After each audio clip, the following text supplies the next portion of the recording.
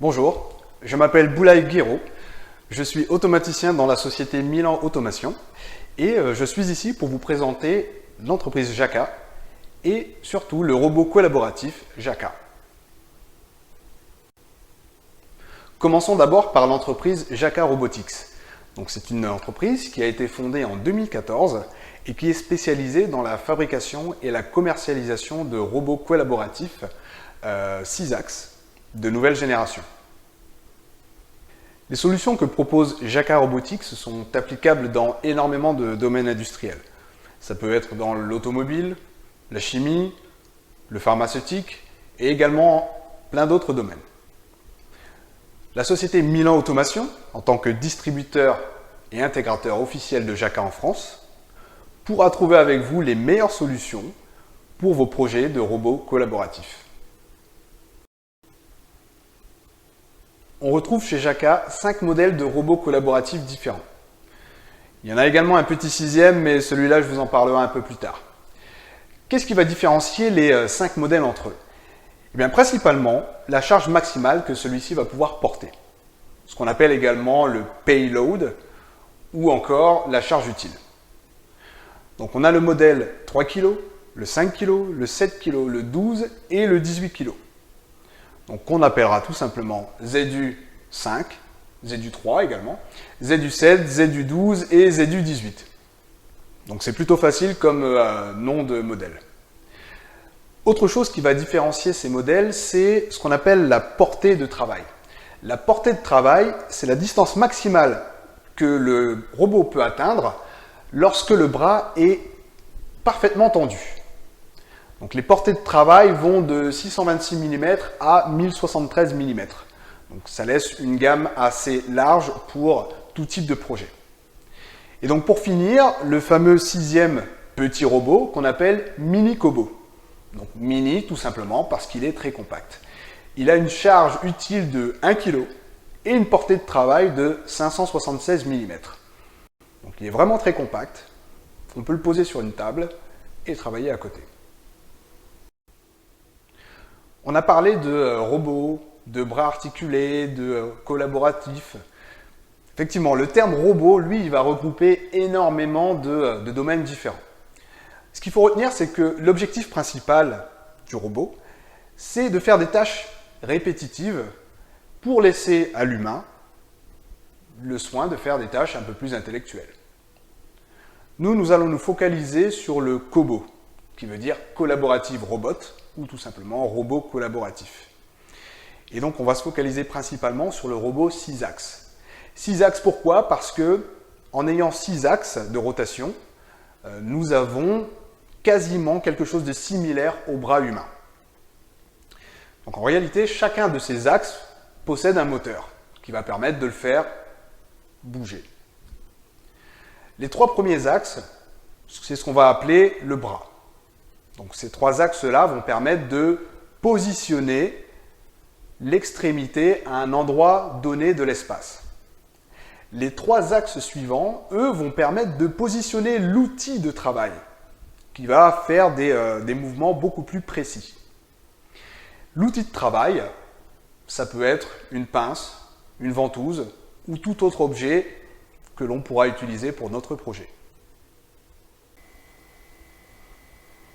Nous allons donc commencer à décrire le matériel nécessaire pour pouvoir faire fonctionner un robot JACA. Donc, tout d'abord, nous avons besoin du robot en lui-même, le bras articulé. Donc juste derrière moi, nous avons un JACA ZU12. 12 parce que celui-ci autorise une charge maximale de 12 kg. Alors, encore une fois, attention à la charge utile. Selon l'outil de travail que vous allez utiliser en extrémité de poignet, vous n'aurez pas forcément ces 12 kg là disponibles. Ce sera un petit peu moins. Comme indiqué précédemment, ce robot possède 6 axes. Je vais le déplier pour que vous puissiez vous rendre compte de sa portée.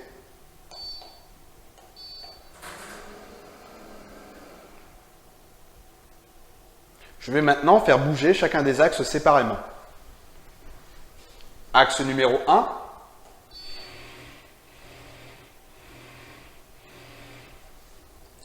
axe numéro 2,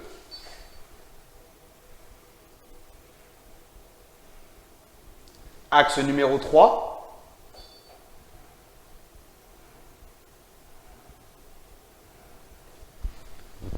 axe numéro 4, axe numéro 5, et enfin l'axe numéro 6.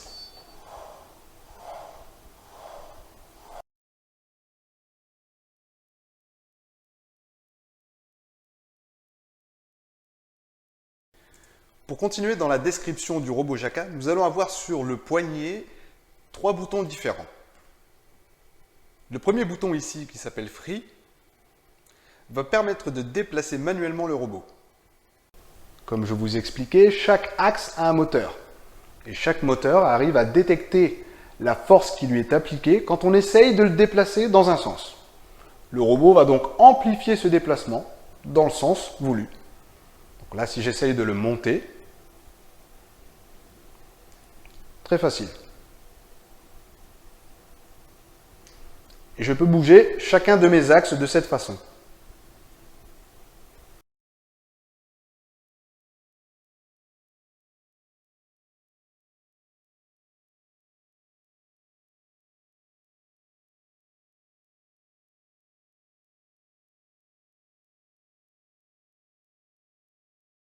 Le deuxième bouton que l'on va retrouver ici, qui s'appelle Point, va permettre d'enregistrer la position actuelle physique du robot pour pouvoir être utilisé dans l'applicatif de programmation.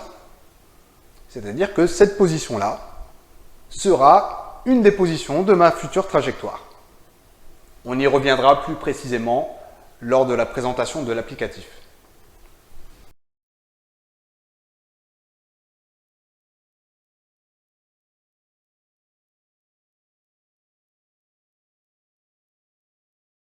Le dernier bouton qui sera disponible sur le poignet est le bouton Play Pause qui est disponible ici. Il permet de démarrer ou de mettre en pause un programme.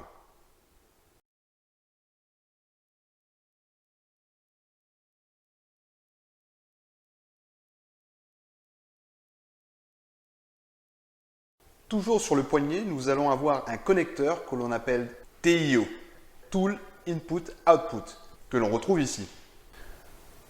Donc, Tool Input Output, que l'on peut traduire par entrée, sortie pour outillage. On peut le programmer de la façon dont on veut, soit pour une entrée, soit pour une sortie. Une entrée peut être un capteur ou une caméra. Une sortie peut être une pince ou une ventouse. Ce connecteur permet donc d'éviter d'avoir des câbles ou des tuyaux courant tout le long du bras articulé pour aller vers son coffret électrique.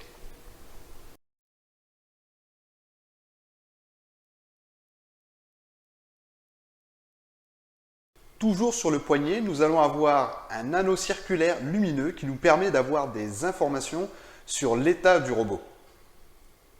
Par exemple, si j'appuie sur le bouton Free pour le déplacer, la LED change de couleur.